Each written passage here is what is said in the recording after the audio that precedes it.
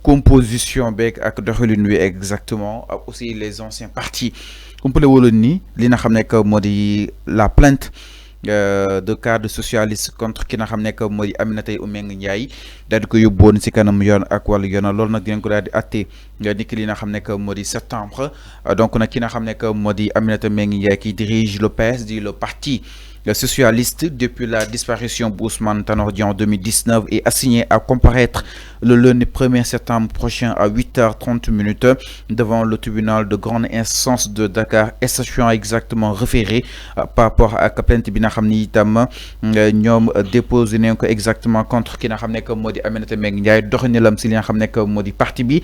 Une fois que cela s'est produit enfin ñu bëri jàppoon ni ki nga xam ne que moo di Aminata dafa war a tekki li nga xam ne que moo di normal tànkam bàyyi jeunes yi ñu daal di concrètement alors naka na ko daal di jàngatee par rapport ak ba tey Aminata Mbengue Ndiaye malgré l'âge malgré aussi quoi qu'on puisse sur son vécu sur le politique ba tey mooy wéy di nekk si boobu dañ nga xam ne que moo di parti ñu nekk si parti bi nag soxla woon congrès entre autres loolu lépp tax na yóbbu ko si yoon.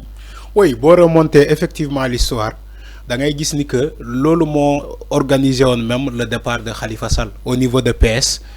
Que ça soit Barthélémy Diaz, Khalifa Sall et les autres. Parce que dañoo yaakaar ni que parti bi war nañu ko jox xale yi. dañ ko jaay Macky Sall. Voilà parti bi et aussi dañ ko jaay Macky Sall.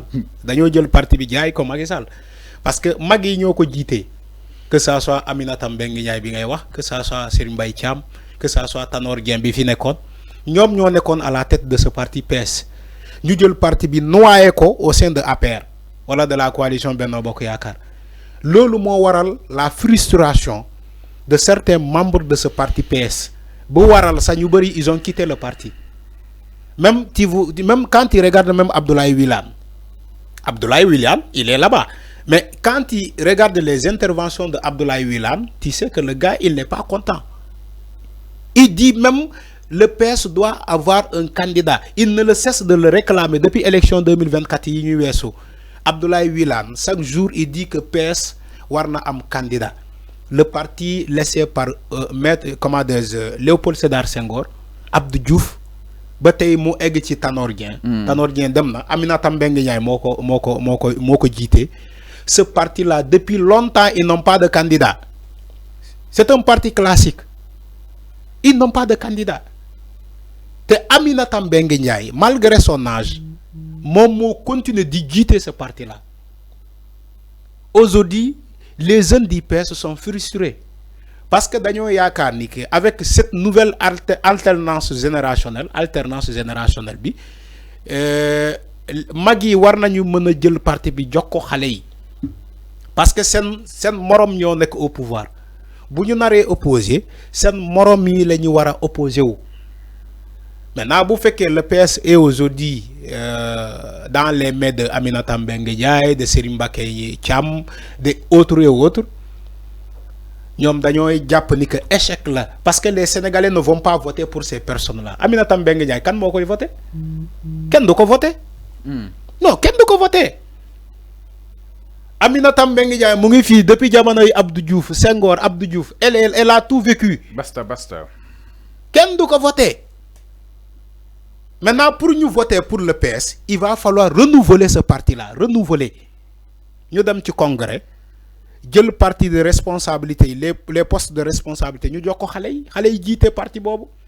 Ils ont de la compétence au sein du parti PS. Donc, c'était ça le maître mot. Nous avons le parti, nous avons parce que Diamano Bini, avec la nouvelle tendance au Sénégal, la nouvelle tendance politique, c'est l'alternance générationnelle. C'est des jeunes qui sont à la tête de ces partis-là. Moustapha Niasse l'a compris avec l'AFP. De faire l'AFP, il a compris. Mais pourquoi Aminata Mbengue Ndiaye, ainsi que les autres, ils ne peuvent pas le faire? Le parti PS, mais tant qu'ils sont dans ça, les gens ne vont pas voter pour ce parti-là parce que c'est les mêmes personnes qui sont là-bas. Aminata Mbengue Ndiaye, c'est le système. Ñom ñoo fi nek depuis bobu légui.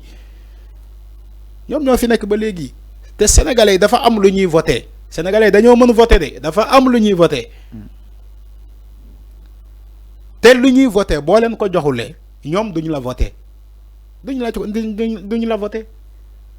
Donc c'était ça le débat. Alors yaa ngi xaar aussi concret lu war a mën a am la foofu Soudan li nga xam ne que moo di le parti socialiste. Oui, bien sûr. Warna dem congrès pour les élections de 2027, les élections locales. Mais aussi les élections de 2029. Takku Wallu, Macky Sall ak ñum andal. Oui, xama Takku Wallu c'était pour élection législative pour ñu am ay députés. Mais je crois que le PS est ambitieux pour les élections présidentielles. Abdoulaye Wilane wax nako. En 2029, le PS doit avoir un candidat. Okay. Donc il n'est pas dit que nous devons continuer de boiter, moi di nek ay al topé. Parce que le PS c'est un grand parti. C'est un parti classique, traditionnel. Donc aujourd'hui si ce PS là se noie dans de petits partis comme APR, c'est un problème. Lolu mo waral ni que Sénégalais yi bari japp ni que peut-être c'est des intérêts personnels.